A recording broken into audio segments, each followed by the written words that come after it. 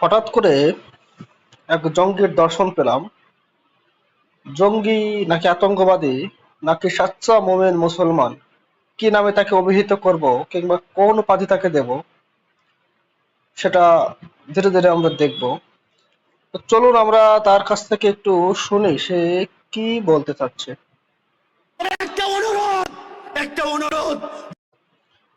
তো হাত জোর করে অনুরোধ অনুরোধ করে চিৎকার করছেন, কি অনুরোধ আপনার জনতার কাছে? আপনার সামনের যেসব জনতা যারা আপনাকে শুনছে উৎসুক হয়ে, তাদের কাছে করজোড় করে মাথার উপর হাত তুলে কি অনুরোধ করছেন আপনি হুজুর? যদি নরেন্দ্র মোদীকে গো পান, প্লিজ মারবেন না।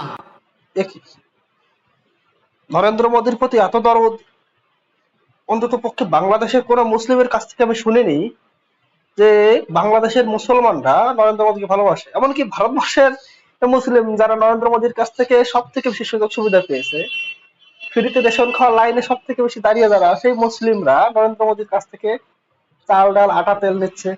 মানে এই সরকারের কাছ থেকে, নরেন্দ্র মোদীর বাবার টাকা তো আর নয়, এটা সরকারি রাজ্য কোষাগার থেকে দেওয়া হয়। তারাও এতটা নরেন্দ্র মোদীর প্রতি সদয় না। কিন্তু আপনি হঠাৎ করে এত সদয় হলেন যে নরেন্দ্র মোদীকে কেউ মারবেন না হুজুর, কাহিনীটা কি বলুন তো? প্লিজ নরেন্দ্র মোদীকে মারবেন না। হ্যাঁ, আমি সবার কাছে অনুরোধ করব, নরেন্দ্র মোদীকে কেউ মারবেন না। নরেন্দ্র মোদীকে কেউ মারবেন না। এই যে হুজুরের যে সমস্ত দর্শক শ্রোতা, যেসব মুমিন মুসলমান, তারা কেউ নরেন্দ্র মোদীকে মারবেন না। হুজুর নরেন্দ্র মোদীকে খুব ভালোবাসে, নরেন্দ্র মোদীকে খুব ভক্তি শ্রদ্ধা করে, খুব সম্মান করে। ওইটা আমার টার্গেট। একই একই শোনালেন আপনি। আমি তো আপনার কথা শুনে ভাবলাম আপনি নরেন্দ্র মোদীকে খুব ভালোবাসেন, নরেন্দ্র মোদীকে খুব সম্মান শ্রদ্ধা করেন, এই কারণে তাকে মারবেন না, তার উপর হামলা করবেন না, এই ধরনের কথা বলছেন। অনেকে বলে না যে যাকে খুব ভালোবাসে তার নিরাপত্তা সুনিশ্চিত করতে মানুষ সবকিছু করে, সবার কাছে গিয়ে হাত জোর করে। আমি তো ভাবলাম আপনি সেই ধরনের কিছু বলবেন হুজুর, কিন্তু আপনি লাস্টে কি শোনালেন? আপনি তো আমার সমস্ত ইমাজিনেশনটাকেই নষ্ট করে দিলেন। আমি ভাবলাম আপনি একজন নরেন্দ্র মোদীর ভক্ত, লাস্টে বলছেন ওটা আপনার টার্গেট। আপনি আমাকে বড় হতাশ করলেন এই কথা বলে। আমার মতো যে সমস্ত লোক আপনার সামনে ছিল, তারাও হয়তো কিছুটা আশ্চর্য হয়েছিল প্রথমে, কিন্তু পরে কিং কর্তব্য বিমূঢ় হয়েছে আপনার এই কথা শুনে। তো বলুন দেখি আপনি আর কি কি করতে চান, আমরা একটু শুনি আপনার মনের বাসনা কি কি, কিভাবে আপনি তার বহিঃপ্রকাশ ঘটাবেন। যুবক ভাই, অনুরোধ করে বলতেছি, আমার আগে ভাই কামটা কিন্তু করেন না।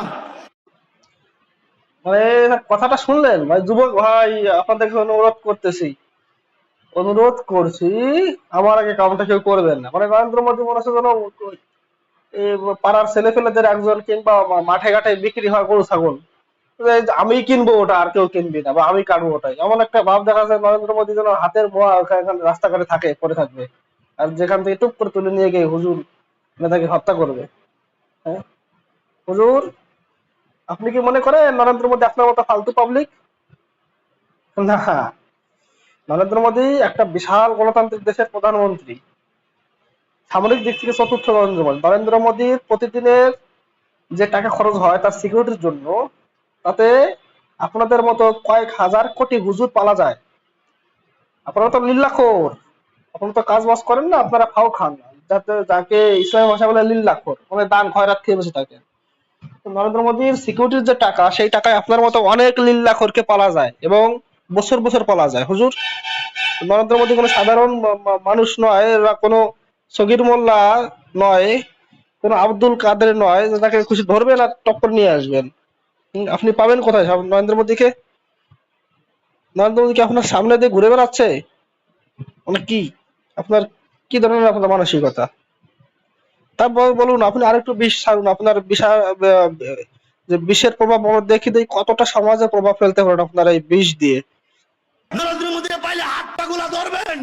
আমার 22 বছর হিন্দু থাকতে একটা অভিজ্ঞতা আছে। তাই নাকি হুজুর? আপনি আবার হিন্দুও ছিলেন?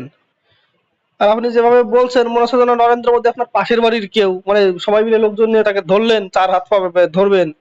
কি কি করবেন আপনি? ধরতে পারবেন নরেন্দ্র মোদীকে?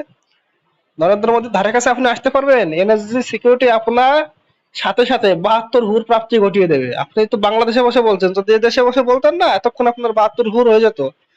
যদিও আমার আশা করি তলে তলে আপনারও ফিল্ডিং সেট হচ্ছে। যেমন দেখছেন না পাকিস্তানে আপনার ব্রাদারির সে সমস্ত জিহাদি, যে সমস্ত খাঁটি মুমিন মুসলমান যারা মানে সবসময় ৭২ হুর পাবার জন্য লালায়িত থাকে, তাদেরকে কেউ বা কারা এখানে সেখানে গুলি করে মেরে দিচ্ছে, বোম দিয়ে উড়িয়ে দিচ্ছে। আমার মনে হয় আপনারও ফিল্ডিং সেট হচ্ছে সেভাবে। আপনি এভাবে আস্ফালন করছেন, নরেন্দ্র মোদীকে যুবক ভাইরা ধরবেন চারাচ্ছ, তারপর আপনি কি করবেন? আপনার ওই দীর্ঘ ২২ বছরের হিন্দু থাকার জীবনের অভিজ্ঞতা কি হুজুর, শুনি তো। বলি দেওয়ার অভিজ্ঞতা। ওরে বাবা, বলি দেওয়ার অভিজ্ঞতা আপনার? দীর্ঘ ২২ বছর হিন্দু ছিলেন আপনি, তখন বলি দিয়েছেন? কি বলি দিতেন? হিন্দু সমাজে বলি সব জায়গায় দেওয়া হয় না, দু এক জায়গায় হয়, আসামে হয়। খুব এখন বলি প্রথা উঠে গেছে। আমার মনে হয় আপনি ছাগল বলি তো দিতে পারেননি, আপনি আপনার নুনুটা বলি দিয়েছেন তাই না? আপনার যে ইমান দণ্ড, তার চামড়াটাকে আপনি নিজের হাতে কেটে ওটাই বলি দেওয়ার কথা বলছেন? মানে ওটা যে কুরবানি করেছিলেন, হালকা করে একটু চামড়াটা চেঁচে নিলেন সামনে থেকে। কি হুজুর, আপনি বলি দেবেন কি করে? আপনি তো নিজেই একটা পাঠা। আপনার চেহারা দেখলে মনে হয় যে আপনি একটা জঙ্গি, একটা জঙ্গলি, শুধু জঙ্গি না, একটা জঙ্গলি। একটা সভ্য মানুষ এইভাবে থাকতে পারে না, এইভাবে মাথায় গরমকালে ফেটি বেঁধে, মুখে চুল, গোঁফ, দাড়ি, অন্তরে বিষ, আলখাল্লা। মানে আমার তো মনে হয় না যে আপনি বাঙালি বা বাংলাদেশের মানুষ। আপনার পোশাকটা তো আরবের পোশাকও না, আপনার পোশাকটা তো সে আফগান স্টাইলের মতো। আফগানিস্তানে যে তালেবান, জঙ্গি তালেবান, তাদের মতো আপনার পোশাক, তাদের মতো আপনার আচরণ। এই অভিজ্ঞতাটা আমি আরেকটা ফাড়া বলি দিয়া আমি সমাপ্ত করতে চাই ইনশাআল্লাহ। আপনার তো বহুত খয়েশ। এই অভিজ্ঞতাটা আমি আরেকটা ফাড়া বলি দিয়া আমি সমাপ্ত করতে চাই ইনশাআল্লাহ। রাজি আছি তো ইনশাআল্লাহ? নরেন্দ্র মোদীর আমার হাতে তুলে দেবেন তো ইনশাআল্লাহ? কে তুলে দেবে আপনাকে নরেন্দ্র মোদীকে আপনার হাতে? কে দেবে তুলে? ভারতীয় এনএসজি? নাকি আপনার ওই জঙ্গি জিহাদি জনগণ যারা প্রতিনিয়ত হুড় পাওয়ার জন্য লালায়িত, ১৩০ ফিটের হুড়, মাখনের মতো নরম, যারা থুতু ফেললে সমুদ্র মিষ্টি হয়ে যাবে, তাদের সাথে যৌন কামনার জন্য উদগ্র আগ্রহী যে জনগণ, তারা নরেন্দ্র মোদীকে ধরবে নাকি হুড় ধরবে? আপনি এমন ভাবে বলছেন যে নরেন্দ্র মোদী আপনার পাড়ার কোন লোক যে হরহামেশাই ঘুরে বেড়ায় একদম ফালতু লোকের মতো। আপনি নিজে একটা ফালতু লোক, অকর্মণ্য। আপনি ভাবেন নরেন্দ্র মোদী তেমন একজন অকর্মণ্য, একজন ফালতু লোক? কি যে বলেন হুজুর, আসলে আপনি নিজে একটা পাঠা, বুঝতে পেরেছেন? আপনি যে বলেন না আপনি পাঠা বলে দেন, আপনি পাঠা না, আপনি নিজেই একটা পাঠা। আপনার দাড়িটাও পাঠার মতো দাড়ি। আমরা তো দেখি, আমি যেখানে আসছি সেখানে অনেকেই পাঠা পালে, তাদের যে দাড়ি, তাদের যে পোশাক, আপনারও ঠিক তেমনটাই। আর আমার মনে হয় যে পাঠার শরীর থেকে যে দুর্গন্ধ বের হয়, আপনার শরীর থেকে একই সেই দুর্গন্ধ বের হবে, এটা আমার ধারণা। আপনার পোশাক আশাক, আপনার কথা থেকে তো দুর্গন্ধ বেরোচ্ছে, আপনার মাইন্ড থেকে তো দুর্গন্ধ বেরোচ্ছে। এখন আপনার শরীর থেকে শুধু পাঠার দুর্গন্ধটা বেরোলেই বাদ বাকি সব আপনার ঠিক আছে, একদম ১০০-তে ১০০। হুজুর,